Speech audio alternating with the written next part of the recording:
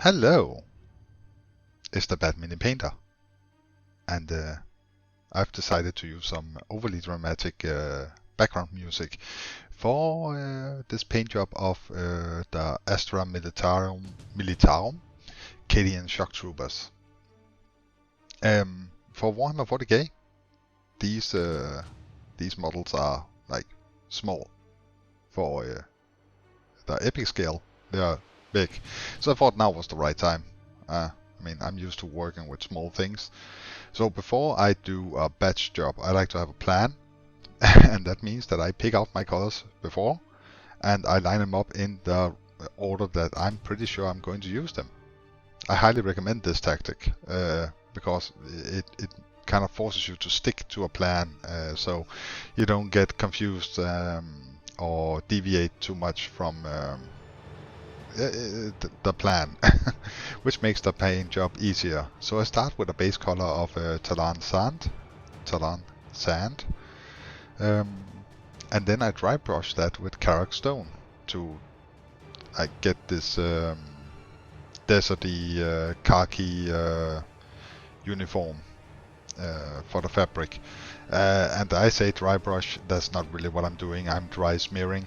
It's a technique that I have developed over the years, and it works quite well. For the armor plating, I decided to go with Walk Flesh. I couldn't really figure out what kind of green I should use, and I think the recommended by Games Workshop was too dark. So yeah, Walk Flesh, Astra Militarum, and Orc Paint. There's definitely something there. And it's a paint with nice coverage. It flows fairly easy, and you thin it a bit with some water, and even though you do that, it still has a decent coverage. For all the backpacks, I decided to use Steel Legion Drab.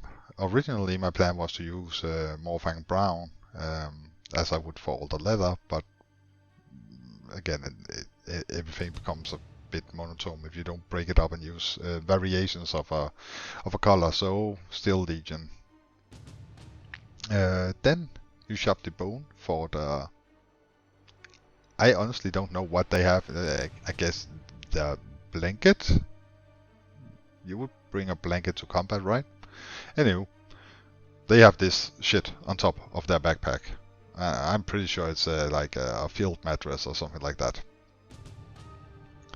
And then Morfang Brown for all the leather, all of it.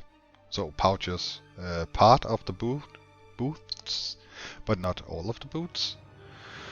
For some reason, I also decided to paint one pocket that color before realizing I made a mistake and then going back to correct it, because life is fun like that.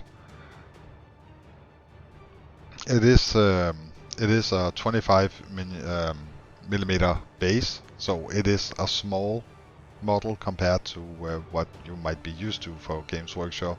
So it's time to find the small brushes. Now, after all the base colors, more or less all the base colors has been put on, everything looks kind of splotchy and messy. But don't worry about that, because as soon as you slap on the shading, everything kind of comes together. I mean, I love shading. It's messy, but it ties everything together, and honestly, it can make a bad paint job look pretty decent. Next, I use Black Templar for the guns and the boots. I've started to kind of prefer using contrasts for painting black guns or black weapons, because it does the Stormhose silver, it does the highlighting for you, and that's always nice. So yeah, that's kind of my go-to now. So instead of Abaddon black or whatever and then dry brushing it with silver paint, I just do that, and the result is pretty decent. For the middle part, parts, there are a lot of them.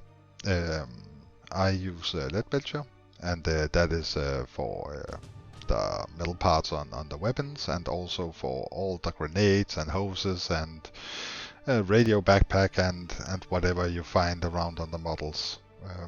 A lot of hand grenades strapped to the chest and belt and in their hands, and yeah.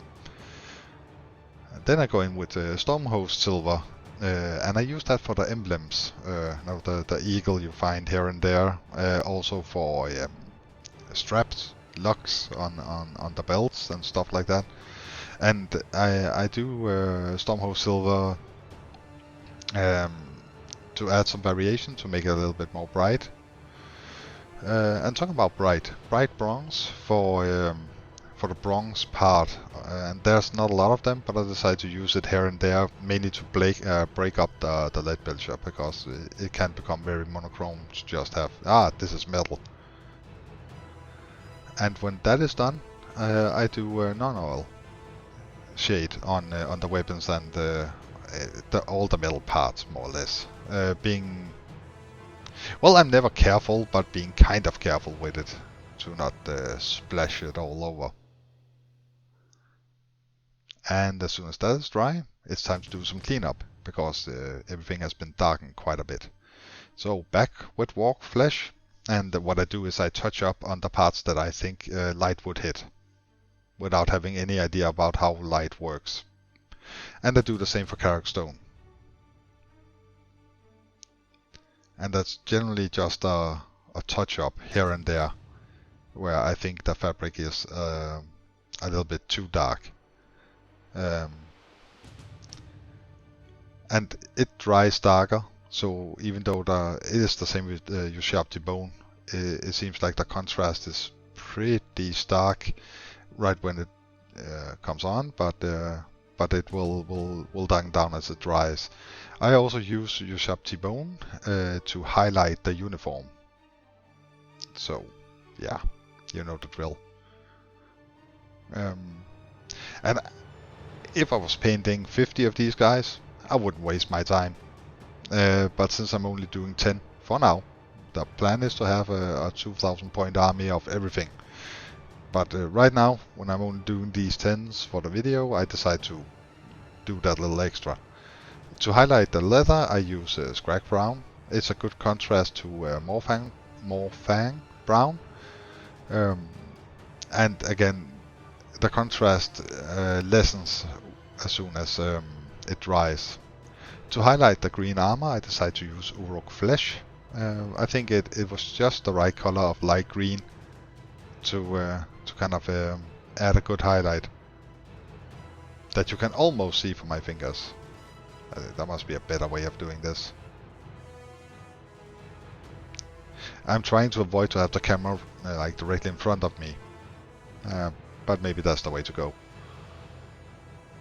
I'm trying to be careful. It went okay. Then it's time for Guardsmen Flesh. I went back with the red bone and just refreshed the faces and the hands, so they were ready for some contrast. And the Guardsmen Flesh, as soon as it dries, if you don't put on a too thick a coat, it's just the right kind of skin tone that I went for.